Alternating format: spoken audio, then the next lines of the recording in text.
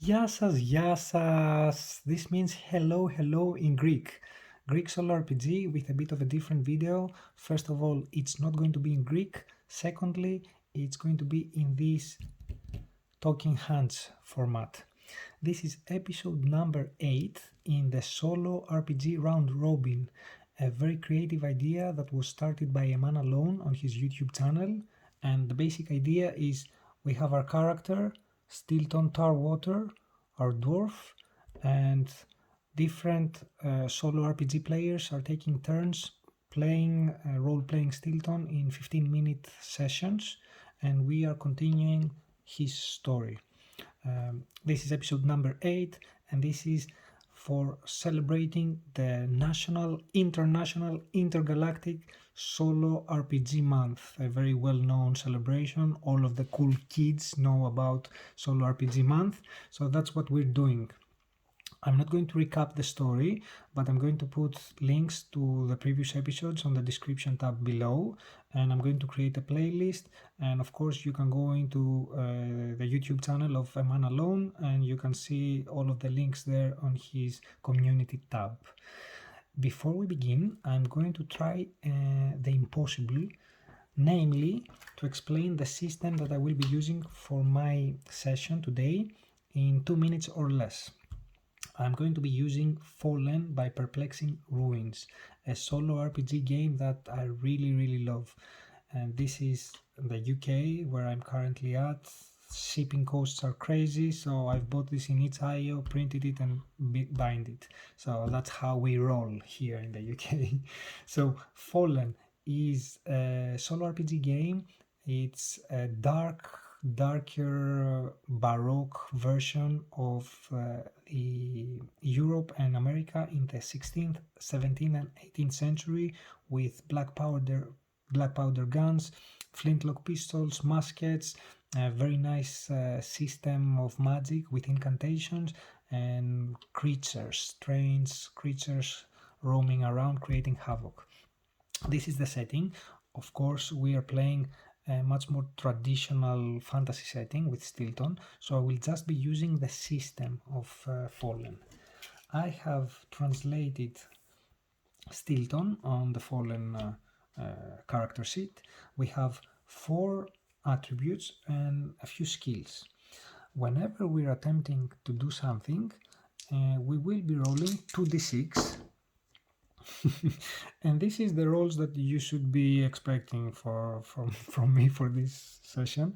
So we will be rolling 2d6 and adding the modifiers of either an attribute or a skill. There are 3 possible outcomes when we roll dice. If you have played any Powered by the Apocalypse game or Starforged or Ironsworn, you will be very familiar with this. If the total is 9 or above, this is a success. If we total between 6 and 8, this is a complication, meaning we've achieved what we were trying to do, but there is a minor obstacle. And if we have a total of 5 and below, we fail. The character sheet is designed for us to put d6 dice for our modifiers on our attributes, which is a very nice system. I've never used it personally. I've written the modifiers down, but it's important because whenever we want to roll something, we may choose to use up one of those dice, which are called luck dice, and roll 3d6 and total the 3 dice to get the result. If we choose to do this, the corresponding modifier from the respective attribute will lose the modifier for the rest of the day, and the luck dice replenish every morning. And like most of OSR games, it has an advantage and disadvantage rule, meaning if the situation is specifically advantageous for us, we can roll 3d6 and get the 2 highest rolling dice, and of course if it's a disadvantage, we're rolling with disadvantage, we get the 2 lowest valued dice. There is a very sleek oracle that I will be using today, and we roll 2d6 and 1d8, and we assign the odds, likely, even, or unlikely, and we add the d6. If the result is above 6 on a likely question, it's a yes, 8 plus on an even, and 10 plus on an unlikely. We get a positive answer, a yes answer. If both of the d6 are below the value of the d8, this is a yes or no but, and if they are above the value of the d8, it's a yes or no and. And if we get a double which is below the value of the d8, we get a negative random event, and if it's a double above the value of the d8, we get a positive random event. So the d8 is a built-in random event generator. Very, very nice and sleek oracle. I'm not going to go into explaining the combat for this system, because the combat is very brutal, and if I get into combat we may be playing with Stilton Jr. for the next episode. So I'm going to try and avoid combat, but if we get into a combat encounter, I'm going to be very briefly explaining the rules before we do it. Okay, but I don't want to waste time because we may not have a combat today. Now, I'm going to start the timer, and I'm going to start role playing, and I'm role playing in the first person just to get in character. It's late at night now. It has been a very eventful day from early in the morning when we first arrived in St. Helens Village. So we have left Jamis, the Undertaker's house, and we've moved down the south of the village to the hut or the cabin of Malika, the herbalist. Now, we've established in the previous episode that Malika is not in her cabin, and not only that, but there has been some kind of an attack. So, as I realize this, I'm just preparing, I'm readying my battle axe, and I just push the door open with the blade of my battle axe. I step into the wooden cabin. Immediately I see that there has been some violent incident here. The small wooden table in the middle of the small wooden cabin, it's upturned, and the clay pots and the clay dishes that have been on top of the table have been shattered, and they lying motionless still on the dirt floor. Now I'm going to do an investigation, so I'm going to roll investigation just to search the hut.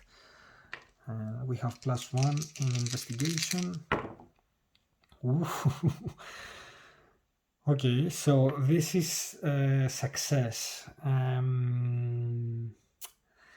Let's see. So the success in the investigation reads: pick up a piece of useful information. If searching a room, find something hidden or useful. So I think I'm going to roll for an elixir. I'm going to roll a d10 and see what kind of an elixir we find. 7. Raven's Blood Scourge. Mask all bodily odor and noise for 1 day. Okay, interesting. So as I'm searching, as I'm investigating, the hut is completely motionless. There's no fire in the hearth.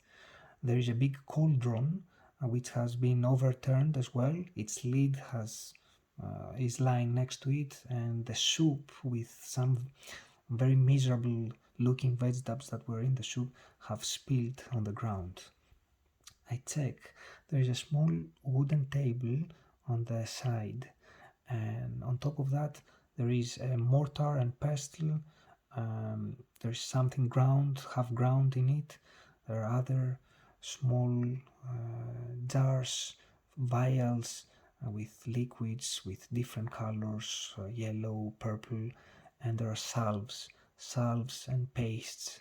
It smells very, very strongly there, sweet and peppery smells.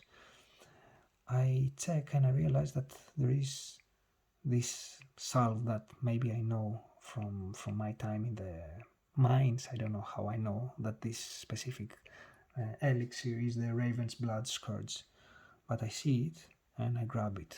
I can use this. I put it in my backpack. As I'm searching, I realize that there is blood on the ground. Now, my question to the oracle is, this violent event that took place here, was this very, very recent? And I'm going to say that it's 50-50. So on 8 plus, we have a yes answer. 5. So no, it was not recent. So I kneel down, I check the blood spot on the dirt floor, and I realize that the blood is dry. It has coagulated. I move into the hearth and very carefully I check the ashes, and the ashes are cold. I decide to try and see if I can follow this blood trail and see if I can find Malika. Malika, are you hurt? I move out and I start searching. Now I'm going to roll an exploration. Exploration in Fallen, we would roll a random die and determine how many spaces, imagine it as a point crawl, how many points we have to explore in order to explore the whole area. But I'm not going to do this now. I'm going to do just a straightforward exploration roll in an attempt to follow the blood trail and see if I can find Malika. So exploration, we have +1. 3 + 1, 4. Fail. So I go out and I can see a few different spots of blood that I didn't notice before, and they are leading away from the cabin. So I circle around and I start trying to follow them.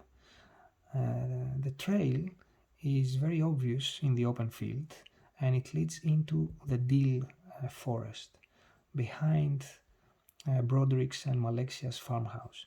So I start going into the forest, the Deal forest.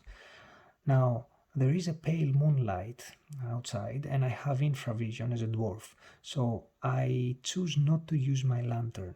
I'm trying to keep a low profile and move stealthily. And as I go into the forest, I realize that this was a mistake.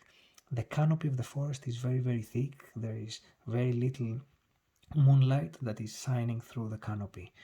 And I'm trying my best, but I'm not a tracker and I'm not a woodsman either. I'm trying to step on thick roots from trees.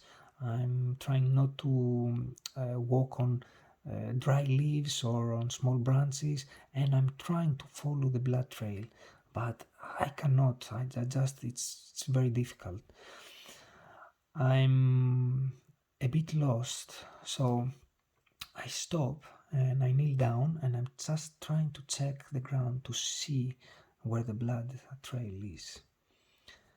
As I'm kneeling there, being very focused on trying to find the blood spots, without even realizing, I noticed someone just walk next to me and stop very slowly without any aggressiveness or any murderous intent. So someone stops right next to me. You can see very well in the night, Master Dwarf, but your footsteps are heavy.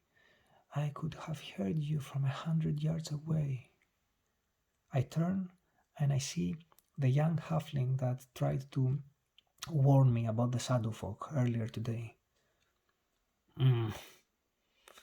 Your ears are closer to the ground than most people's, halfling. You have an advantage. I stand up. I'm taller than him and much wider. I did not introduce myself this morning. I'm Stilton of the Tarwater clan. What's his name? Let's see. This is from Cairn. 13. Gruth. My name is Gruth, Master Dwarf. No clan claims me. I'm just an honest thief. Are you looking for the old lady? Malika, the herbalist. Have you seen her? Has he seen her? I'll say 50-50 because I don't know. On 8 plus. So 10. He has seen her. Yes, Master Dwarf, I have seen her. I know where they've taken her. The Shadow Folk. They've roughed her up a bit. She was bleeding when I saw her. They were dragging her deep into those woods. Do you know where they took her? Yes, Master Dwarf. The same place they took my brother. Let's see the brother's name. 18. Trunane. My brother Trunane was taken as well. The villagers talked about this. I'm sorry. I know they've arrested him. Where did they take them? Follow me, Master Dwarf. He moves deeper into the deal woods. He is moving very, very swiftly and very silently. I am trying to keep up. We get to the edge of the tree line here on this clearing, number 12. He kneels down right at the edge of the tree line. There's a small clearing, and in the middle of the clearing there is a small, like a very small cave, but I can see that there are wooden supports around it, like creating somehow a small entrance to a mine. That is it. That's where they took them. Quick question. Is there a shadow folk guarding the entrance? 50-50, that's 8, so that's a yes. And both of them are under the D8. So that's yes, but. So a negative twist, a minor negative twist. So there is a shadow folk who is standing guard right in the entrance of this small mine entrance. He has the normal black cloak, the crossbow on his belt, and he has a short sword, and he has a torch. He's holding a torch and he's illuminating the area around the entrance. So that would be the negative twist. He looks alert.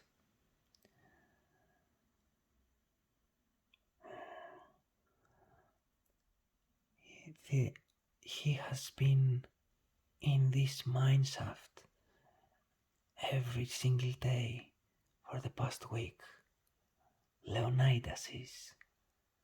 This morning he went in and he came out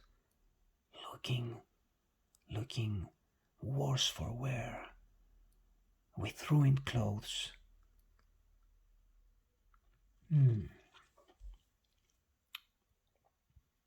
I think he's looking for something down there.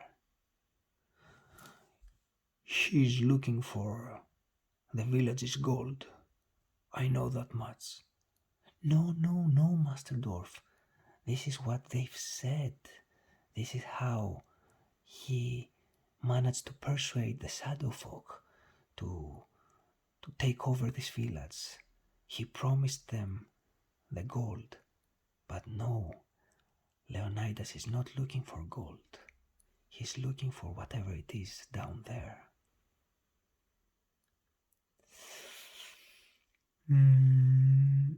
I would like to roll for inspiration on a random table, a very interesting random table which is called Esoterica. So I'm going to do 3D100 rolls. 23 would be Commissioner. 96 Dark, and 01 Demonstrate. Demonstrate a Dark Commissioner. So for me that says that he is trying, Leonidas is trying, Dark Commissioner, he's trying to demonstrate his power to a kind of a demon or demonic entity or a dark entity, the Dark Commissioner, in the sense that he's trying to get him under his control. So he commissions, it's under his control, so this demonic entity is actually doing his binding, like his Dark Commissioner. So that's my time up.